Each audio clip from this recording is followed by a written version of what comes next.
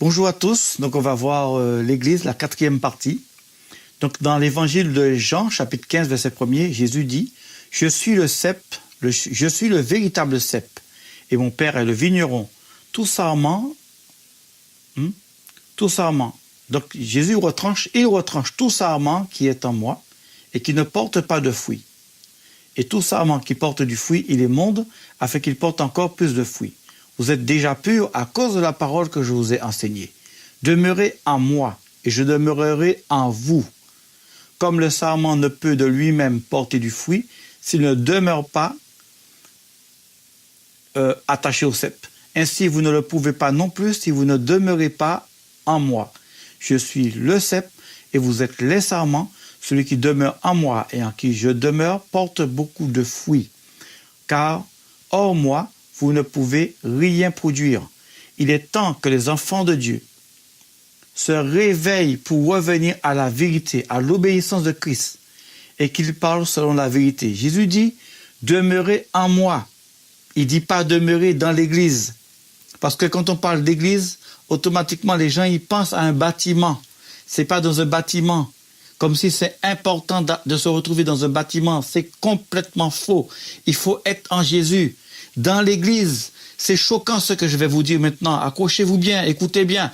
Dans l'église, je connais des pasteurs qui ont couché avec des jeunes filles qui n'étaient pas encore majeures.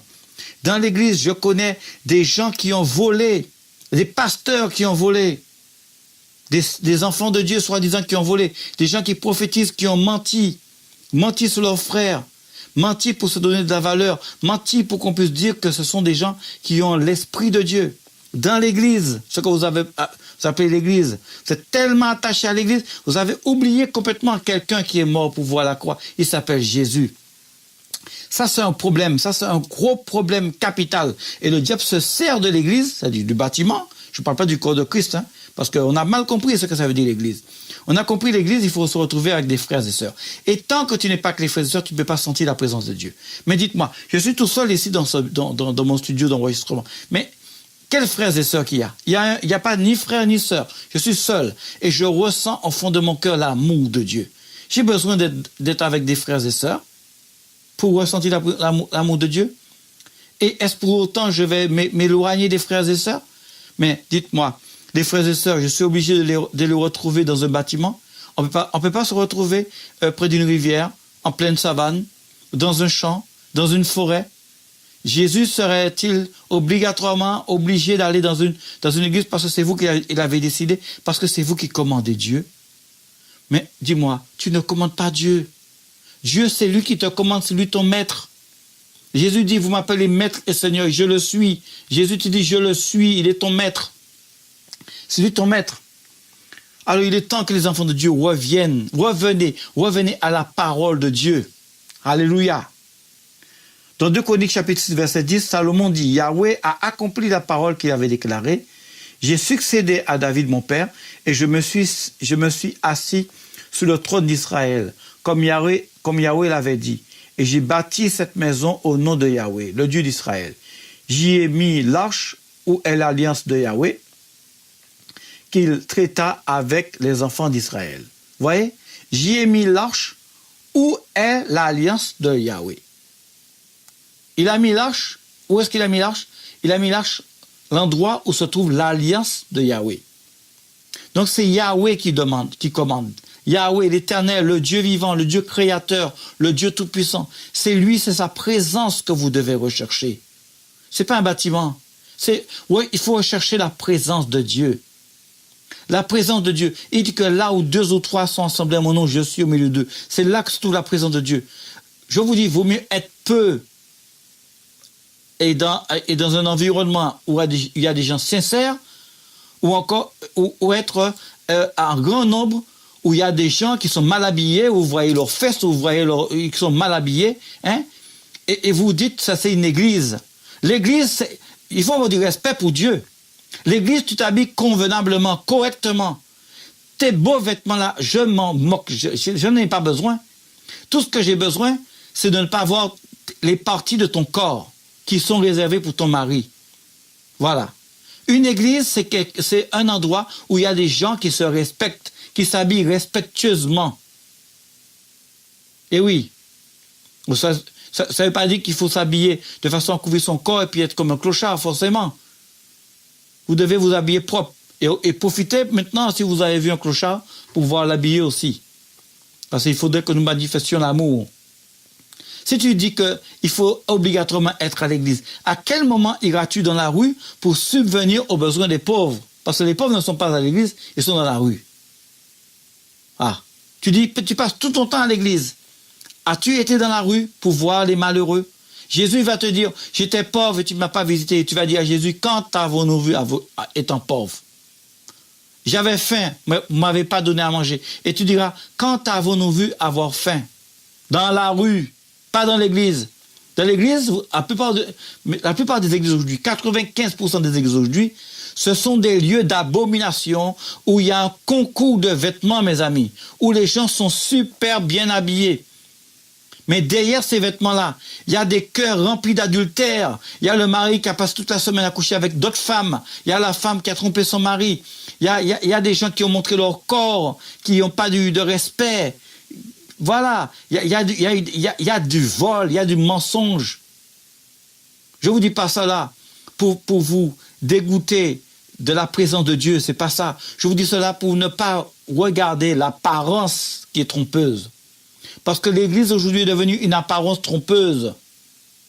Et oui, lorsque vous commencez à parler avec vérité, vous allez commencer à déranger le pasteur parce qu'il a besoin de dire des paroles flatteuses pour qu'il puisse en recevoir aussi des paroles flatteuses. Comme ça lui permet d'agir mal et de faire toutes les choses, toutes sortes de méchanceté. Mes amis, le païen même sait très bien qu'il ne veut pas qu'on lui fasse du mal. Donc lui non plus, il ne fera pas le mal. Voilà l'Église. L'Église, ce sont ceux qui obéissent à la parole de Dieu. Ce n'est pas un bâtiment. Mettez votre confiance en Dieu et aimez votre prochain. Aimez, pardonnez. Voilà l'Église. Alléluia, gloire à Dieu. Voilà. Dans 2 Chroniques chapitre 7, verset 14, « Si mon peuple sur lequel est invoqué mon nom s'humilie, prie et cherche ma face, et s'il se détourne de ses mauvaises voies, alors je l'exaucerai des cieux, je pardonnerai ses péchés et je guérirai son pays. Mes yeux seront désormais ouverts et mes oreilles seront attentives à la prière faite en ce lieu. » Quel est le lieu? Le lieu où il y a de ceux qui s'humilient. Il n'est pas dit église. Vous voyez? On va dire que je prêche contre l'église. Vous avez oublié que dans la parole de Dieu, il parle de l'apostasie. L'apostasie, l'abomination établie là où elle ne doit pas être. C'est dans les bâtiments où on dit l'église, où il y a des frères et sœurs, des gens sincères, où la parole de Dieu est prêchée dans la vérité. Dans ce bâtiment-là, aujourd'hui, à l'heure actuelle que je vous parle, eh bien, il y a de l'abomination. Elle ne doit pas être là, mais elle est là parce que Dieu l'avait annoncé. Et oui, et on ne peut rien faire contre la parole de Dieu. L'abomination, aujourd'hui, se trouve dans le lieu saint, là où elle ne doit pas être, l'église, le bâtiment, là. Maintenant, je vous dis en vérité, sauve qui peut, sauve ton âme si tu peux. Éloigne-toi de tout faux frère, de tout fausse sœur, de tous ceux qui marchent dans la fausseté et qui ne marchent pas en harmonie avec la parole de Dieu et qui ne veulent pas s'humilier. Si mon peuple sur lequel est évoqué mon nom s'humilie, quel que soit le lieu où tu es, tu peux t'humilier. N'attends pas dimanche, n'attends pas samedi, n'attends pas mardi ou mercredi ou jeudi, je ne sais pas quel jour que tu vas à l'église, pour t'humilier. Tu peux t'humilier maintenant parce que le jour que tu vas mourir, ce ne sera pas forcément le jour que tu seras à l'église.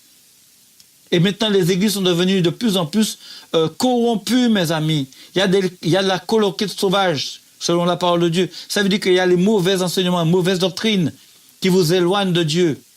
Fuyez ces endroits-là. Fuyez ces églises-là. Et la plupart, c'est comme ça qu'elles sont. Il faut que celui qui parle, qui prêche, soit en harmonie avec la parole de Dieu. Et vous allez le ressentir par le Saint-Esprit de Dieu. Voilà. Il faut que je me lâche, il faut que je dise tout ce qui est dans mon cœur, parce que je ne sais pas si je ne vais pas mourir demain. Donc maintenant, je vous dis tout. Je vous annonce tout le conseil de Dieu pour que vous puissiez sauver vos âmes. Parce que moi aussi, j'ai besoin de sauver mon âme. Je ne sais pas quand est-ce que je meurs. Gloire à Dieu. Alléluia. Vous voyez, on pourrait croire que Dieu exauce la prière uniquement dans le temple de Salomon. Donc pour être exaucé, il faut impérativement aller dans le temple de Salomon. Il y a eu diverses dispensations dans lesquelles Dieu se révélait d'une manière progressive. Ce n'est pas forcément à l'église. Matthieu chapitre 24, verset 1er. Comme Jésus sortait du temple, sortait et s'en allait du temple, ses disciples s'approchèrent pour lui dire, pour lui faire remarquer les bâtiments du temple. Mais Jésus leur dit, voyez-vous toutes ces choses? Je vous le dis en vérité, il ne restera pas ici pierre sur pierre qui ne soit démoli. Ne laissons pas les faux pasteurs nous troubler, car ils nous disent, puisque nous ne pouvons pas tous aller à Jérusalem, donc de venir dans leur bâtiment pour rencontrer Dieu et être bénis financièrement, ça c'est l'esprit de Mammon. Et en plus, le temple de Salomon a été détruit en l'an 70 par Titus, l'empereur romain. Alors maintenant, comment faire pour aller dans ce temple? Il faut aller dans la maison de Dieu. Je suis dans la joie quand on me dit allons dans la maison du Seigneur. Comment tu fais maintenant? Elle a été détruite avec Titus. Maintenant, tu donnes la joie pour aller dans la maison de Dieu, elle a été détruite. Le temple de Dieu a été détruit par Titus. Comment tu fais maintenant pour aller dans la joie de la maison de l'Éternel? Eh bien, la Bible dit que c'est là où 2 ou 3 sont ensemble de mon nom, c'est là que Dieu est. Ne te trompe pas, ne t'égare pas. Jésus se trouve là où il y a la vérité, là où il y a des hommes intègres, des hommes sincères. C'est pas dans la plupart des églises où c'est rempli d'hommes hypocrites, d'hommes orgueilleux, d'hommes aveugles, des conducteurs aveugles qui remplissent les églises d'aujourd'hui. Regardez bien votre Bible, vous allez comprendre. Arrêtez de les écouter. Et oui, vous écoutez les pasteurs, vous écoutez. Et quand est-ce que vous allez prendre votre Bible pour comparer ce qu'ils disent avec ce qui est écrit dans la Bible? Et lorsque vous allez lire votre Bible, vraiment vous accrochez. Et en aimant la parole de Dieu, vous allez vous rendre compte, effectivement, ce sont des hommes orgueilleux qui ne pratiquent pas la parole de Dieu. Pas tous, mais la plupart. Moi, je dis 95%. Je prends ma responsabilité pour le dire. Parce que il y en a beaucoup. Je vous dis la vérité. Moi-même, personnellement, je vous conseille d'aller dans aucune église.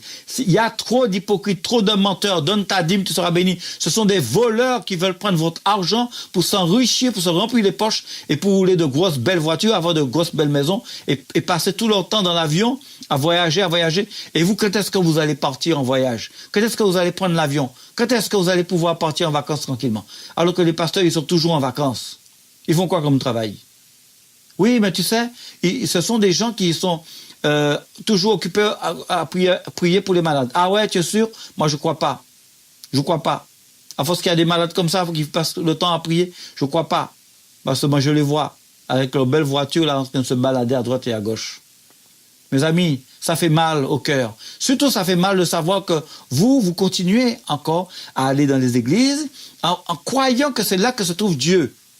Et c'est complètement faux. Ben, si vous voulez allez. Mais en tout cas, Titus a déjà détruit le temple de Salomon. Eh oui. Quand vous chantez, je suis dans la joie quand on me dit allons à la maison du Seigneur. La maison du Seigneur a été détruite par Titus. Maintenant, on est en train de construire des bâtiments à droite à gauche. Et puis les faux pasteurs vous dites venez pour donner la dîme, pour remplir leur poche d'argent. Eh oui, vous êtes malheureux, mais eux, ils sont riches. Vous trouvez pas que c'est pas normal, ça? Jésus était un homme riche, et puis le peuple était malheureux. C'était le contraire. Il n'avait pas un endroit pour reposer sa tête. Essayez d'ouvrir vos yeux pour comprendre. Maintenant, jugez-moi, dites-moi que je juge les pasteurs, dites-moi que je critique, dites ce que vous voulez, moi je vous dis la vérité. Vous pensez que la parole de Dieu va dire qu'il faut s'éloigner des gens de mauvaise vie, que l'iniquité sera où elle ne doit pas être, pour que je puisse encore vous dire de retourner dans les églises alors que la parole de Dieu vous parle de l'apostasie? Vous n'avez pas compris, mes amis? Oh mon Dieu, que Dieu nous sauve. Vraiment que Dieu nous sauve. Alors, il y a des faux pasteurs, ils sont là, ils nous troublent, ils nous remplissent l'esprit de Mammon, et en plus, le temple de Salomon a été détruit par Titus, l'empereur romain qui l'a incendié, il n'y avait plus de temple de Salomon, donc, où irons-nous? Donc, ils construisent maintenant des cathédrales et des temples partout pour faire croire que c'est uniquement là que Dieu exauce les prières. Tout cela pour récolter de l'argent pour leur poche par le peuple. Cette manière humaine d'agir, cette mentalité a commencé déjà dans Genèse chapitre 11, verset 1er. Alors toute la terre avaient un même langage et une même parole. Mais il arriva qu'étant partis de l'Orient, ils trouvèrent une vallée au pays de Shinéar, où ils habitèrent.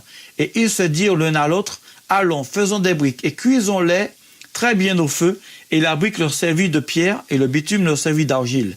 Puis il dit, allons, bâtissons-nous une ville et une tour dont le sommet soit jusqu'aux cieux, et faisons-nous un nom, de peur que nous ne soyons dispersés sur toute la terre. Alors que l'apôtre Pierre, nous dit, dans 1 Pierre chapitre 2, verset 4, « Approchez-vous de lui, il est la pierre vivante, rejetée par les êtres humains, mais choisie et précieuse devant Dieu. Et vous aussi, comme des pierres vivantes, vous êtes édifiés pour être une maison spirituelle, une sainte prêtrise, afin d'offrir des sacrifices spirituels agréables à Dieu par Jésus-Christ. » Donc, il faut que ces pasteurs se repentent, car Jésus est partout. Et c'est uniquement vers lui qu'il faut aller, uniquement vers Jésus qu'il faut aller. Nous lisons ce que Paul nous dit dans Actes chapitre 17, verset 24. « Le Dieu qui a fait le monde et tout ce qui s'y trouve, étant le Seigneur du ciel et de la terre, n'habite pas dans des temples faits de mains des hommes. » Dieu n'habite pas dans des maisons faites par la main d'un homme. C'est écrit clairement dans Actes chapitre 17, verset 24. Dieu n'habite pas dans un bâtiment fait avec des pierres, des briques ou en bois, en planche, en paille, qu'importe. Dieu n'habite pas là. C'est écrit dans Actes chapitre 17, verset 24. Il n'habite pas dans des temples faits de mains d'hommes. Il n'est pas servi par la main des hommes, comme s'il avait besoin de quoi que ce soit. Lui qui donne à tous la vie, la respiration et toutes choses. Verset 26, il a fait que tous les êtres humains, sortis d'un seul sang, habitent sur toute l'étendue de la terre, ayant déterminé la durée des temps et les bornes de leur habitation. Il nous dit aussi, dans 1 Corinthiens chapitre 3, verset 16, « Ne savez-vous pas que vous êtes le temple de Dieu et que l'Esprit de Dieu habite en vous? Si quelqu'un détruit le temple de Dieu, Dieu le détruira aussi, car le temple de Dieu est saint et vous êtes ce temple. » Vous êtes ce temple. C'est pas le bâtiment, c'est toi. Tu es le temple. C'est écrit, mes amis, dans 1 Corinthiens chapitre 3, verset 16. Tu es le temple de Dieu. Dieu habite en toi. Ne cherche pas un bâtiment fait avec des pierres ou encore avec la main des hommes. Dans 1 Corinthiens chapitre 6, verset 17. Mais celui qui s'unit au Seigneur est avec lui un seul esprit. Et au verset 19, ne savez-vous pas que votre corps est le temple du Saint-Esprit? Dans 1 Corinthiens chapitre 6, verset 19. Ne savez-vous pas que votre corps est le temple du Saint-Esprit? Tu ne le sais pas? Ah, c'est pour ça que tu es obligé d'aller à l'église pour dire que tu recherches Dieu. Recherche Dieu, qu'importe l'endroit où tu es. Surtout, ne fréquente pas des gens de mauvaise vie. Eh oui, Jésus fréquentait des gens de mauvaise vie. Mais qu'est-ce qu'il parlait? C'est Jésus qui parlait. Parce qu'il est dit dans Psaume 1, « Malheur à l'homme qui s'assit en compagnie de moqueurs. » Des gens qui n'obéissent pas à Dieu et qui font semblant d'obéir à Dieu, ce sont des moqueurs. Et toi, tu es assis au milieu d'eux. Les mauvaises compagnies corrompent les bonnes mœurs. Et ils vont te corrompre. Et tu dis, mais je suis à l'église. Mais ils vont te corrompre parce que tu es en train d'entendre plein de choses. Des pasteurs, mes amis, qui passent leur temps, mes amis, à tromper leurs femmes, à coucher avec des filles mineures. Même il y a parmi de ceux qui sont dans l'homosexualité, alors que Dieu peut les délivrer, mais ils ne veulent pas être délivrés. Et eux, ils vont venir vous porter. Mais qu'est-ce qu'ils vont vous porter? Et toi, tu laisses leurs mains de masturbation se poser sur ta tête. Et oui, il y a des pasteurs qui se masturbent. Ils sont dans l'abomination. Ils sont, mes amis, dans l'immoralité. Fais attention. On ne peut plus consacrer un lieu pour Dieu, car tout simplement, c'est nous le temple. Dieu habite en nous. Dieu nous a consacrés, nous les corps. Voilà pourquoi les chrétiens sont appelés saints, c'est-à-dire mis à part pour Dieu. Dans Éphésiens chapitre 2, verset 13, « Mais maintenant, par Jésus-Christ, vous qui étiez autrefois éloignés, vous avez été rapprochés par le sang de Christ. » Jésus dit à la femme samaritaine, quoi? Qui lui avait dit, « Nos pères ont adoré sur cette montagne. Et vous dites que le lieu où il faut adorer est à Jérusalem. » Et Jésus lui dit, « Femme, crois-moi, l'heure est venue, elle est déjà venue. » Écoute bien cette parole. Parce que tu dis, il faut qu'obligatoirement que tu ailles à l'église pour chercher la présence de Dieu.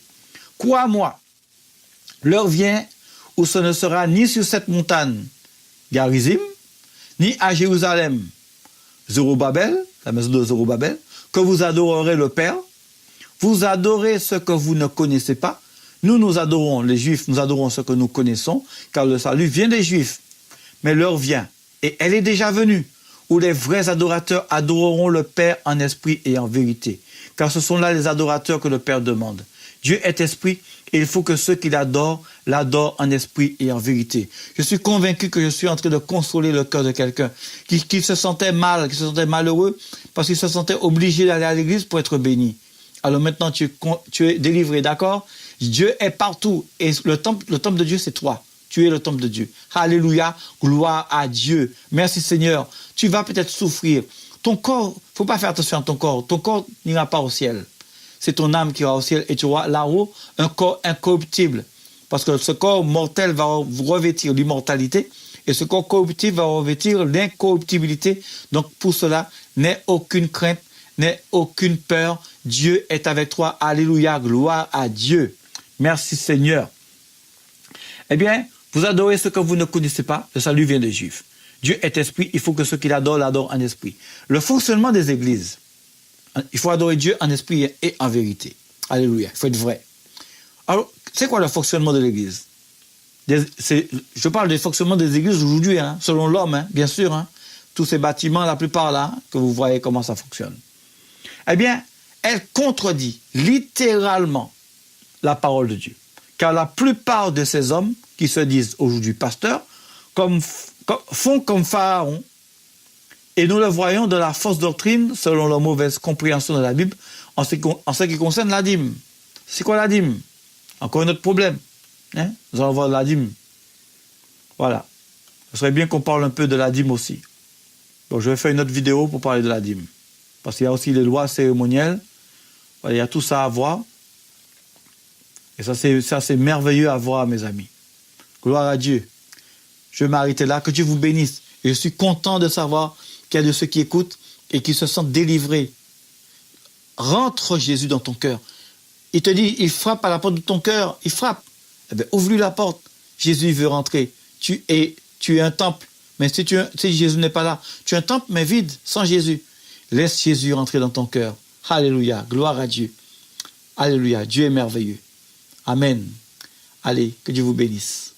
Mon Dieu, mon Père, que ton nom soit glorifié, que ta parole fasse son chemin, que ta parole affranchisse les cœurs. Au nom de Jésus-Christ. Amen. Parce qu'il dit, vous connaîtrez la vérité et la vérité vous affranchira. Donc c'est cette vérité que j'ai besoin pour être affranchi. Gloire à Dieu.